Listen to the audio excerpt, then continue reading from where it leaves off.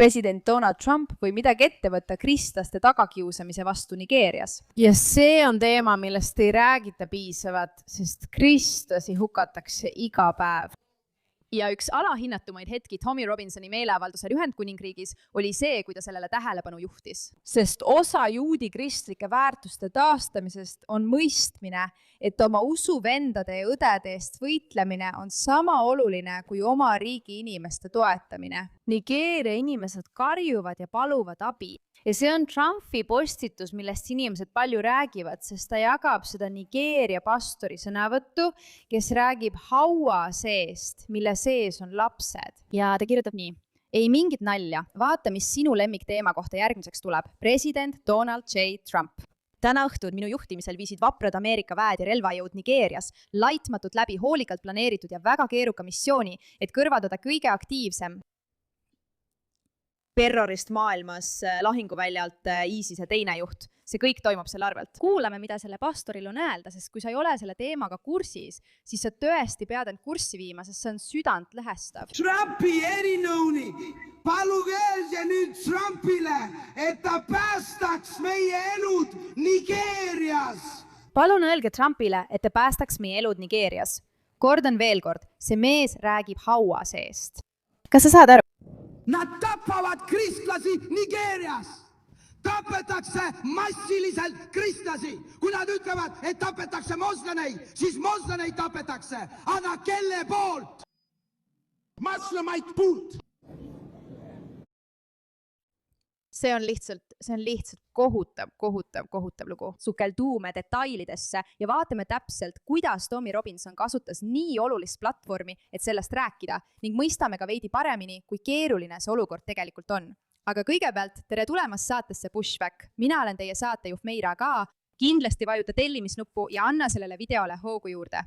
Ja väike tänu meie sponsoritele Kalshile, mis on sisuliselt ennustuste aktsiaturg, suurim ennustuste turg Ameerika Ühendriikides. Ja ma leian, et see on uskumatult huvitav, et kui ma läksin Kalshi lehele ja otsisin Nigeeriat, polnud seal midagi massimõrva kohta, ega ka midagi selle kohta, kas Trump kavatseb midagi ette võtta, et olukorda muuta. Ja nagu ma ütlesin, siin arutavad ameeriklased ja inimesed üle kogu maailma erinevaid teemasid. Ja kui see ei ole inimeste mõtetes esikohal, et mis saab Nigeerias, kuidas need kristlased päästetakse, siis tähendab see, et me ei ole end sellel teemal piisavalt harinud.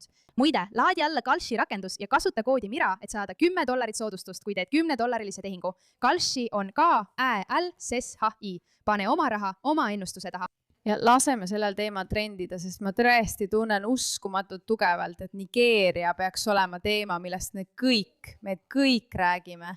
Nüüd, John Cleese postitas selle huvitaval kombel ja sattus selle eest suurtesse raskustesse. Ta ütles, et kui Briti juute peetakse vastutavaks selle eest, mis kaasas toimub, siis sama loogika järgi tuleks Briti moslemeid pidada vastutavaks kristlaste massimõrvade eest, mida Nigeerias moslemid toime panevad. Ja loomulikult ei juhtu seda mitte mingil moel ega kujul. Keegi ei räägi sellest tegelikult ja keegi ei süüdista islamiusulisi, kes ei tee midagi, et peatada kristlaste massimõrvad Nigeerias. Olgu. Ja see on tõesti halb. Iga 2 tunni tagant tapetakse Sahara-taguses Aafrikas üks kristlane. Ometi olid üle 70% kõigist eelmisel aastal usu pärast tapetud kristlastest nigeerlased ja 94% kõigist Nigeeria katoliiklastest käivad endiselt igal pühapäeval missal. Olgu. 94% Nigeeria katoliiklastest käivad endiselt igal pühapäeval missal, hoolimata sellest, et mõned neist tulevad tegelikult jumalateenistusele haavli püssidega, et end islami äärmuslike rühmituste eest kaitsta. Olgu, ma tahan lihtsalt, et sa mõtleksid selle üle järele. Nad kogunevad igal pühapäeval, mis tähendab, et kui islami äärmuslik rühmitus tahab neid inimesi leida ja neile halba teha, siis kas sa tead, kus oleks neid kõige lihtsam leida? Pühapäevasel missal, nende palveteenistusel.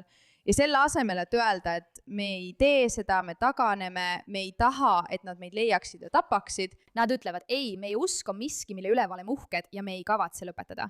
Me jätkame kohal käimist, 94% neist. Ja ma arvan, et see on tegelikult väga huvitav näitaja ja midagi, millele oleme lääne ühiskonnas unustanud.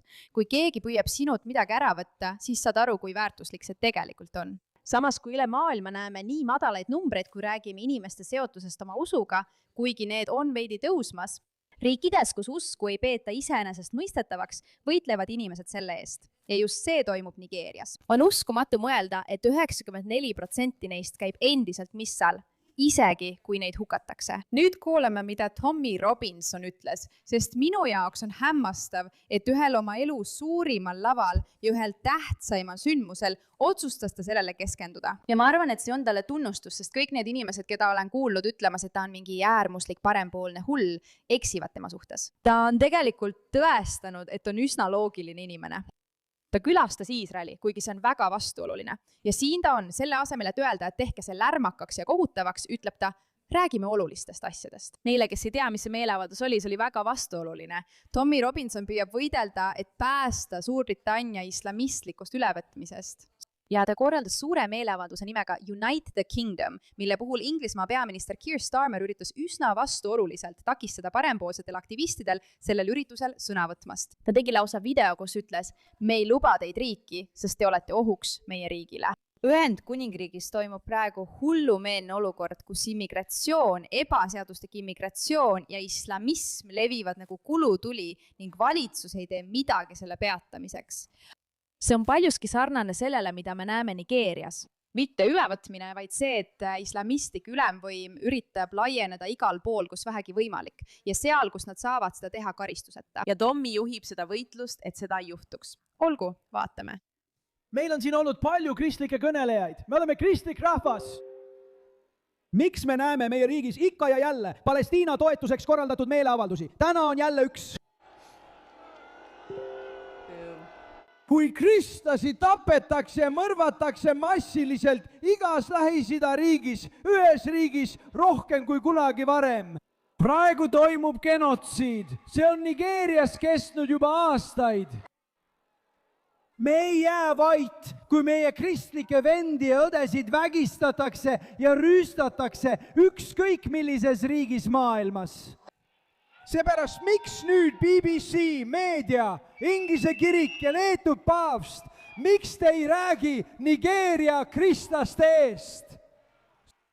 Jällegi, mida ta siin välja toob, on lihtsalt silmakirjalikkus. Sõna otseses mõttes kõik, keda olete kuulnud rääkimas Palestiina konfliktist. Ja ausalt öeldes pole sellel midagi pistmist Iisraeli ega muu sellega, mida inimesed usuvad. Tegelikult on asi rohkem selles, et maailma kaastunne on suunatud islamistidele, mitte nendele religioonidele, mille osaks nad väidavad end olevat. Kui sul on 2 inimrühma ja üks neist kuulub sinu usulisse gruppi ning teine mitte, siis miks sa ei hooli rohkem sellest, kui sinu gruppi kahjustatakse? Miks ei hooli inimesed rohkem sellest, et kristlasi tapetakse Nigeerias, kui sellest, et islamiste tapetakse Palestiinas? Mitte, et ma arvaks, et palestiinlasi tapetakse, aga selline narratiiv on liikvel. Ja siis tuleb paavst välja ja ütleb, kui kohutav asi toimub. Ja ometi tapavad need samad rühmitused ka tema enda rahvast, kes samal ajal hävitavad ka palestiinlasi. Ja ometi on see kõik lihtsalt maha vaikitud.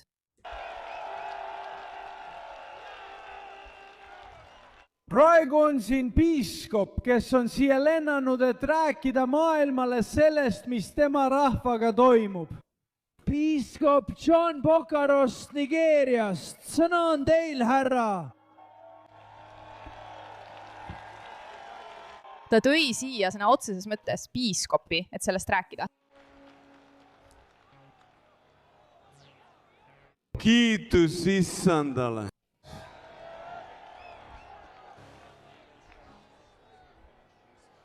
Mul on hea meel olla täna pärastlõunal teie keskel. Ja ma tahan tänada Jumalat selle privileegi eest, et mul on võimalus tulla teiega rääkima. Ma tahan tänada oma, kas teete seda? Teate, liiga tihti on siin olnud palju kristlikke kõnelejaid. Kaitseks meile Nigeerias. Ja selle tulemusena me näeme olukordi, mis on üle meie võimete. Jah. See on tõsi ja sellepärast me kõik küsimegi, kas midagi juhtub, kas Trump teeb selle kohta midagi. kõige tähtsam on see, kas inimesed hakkavad sellest rääkima. ja põhjus, miks nad ei hakka, on see, et kahjuks Nigeerias tõestab kristlaste hukkamine islamistide poolt seda narratiivi, mida keegi ei taha tõestada. ja need inimesed ei ole rahumeelsed. See kristlaste ja islamistide parimate sõprade teema, et koos Iisraeli vihata, ei ole tegelikult olemas. See on kõik võlts. Ja kõik need kristlased, kes vihkavad Iisraeli ja nii edasi, on kasulikud idioodid. Nigeeria juhtum tõestab seda kõigile, sest nad ei mõista hukka tegelikku hukkamist, tegelikku genotsiidi, kuna kardavad neid, kes seda teevad. Nad kardavad ja see hirm peab kaduma, mu sõbrad. See lihtsalt peab kaduma. Aitäh, et sellele teemale tähelepanu pöörasite.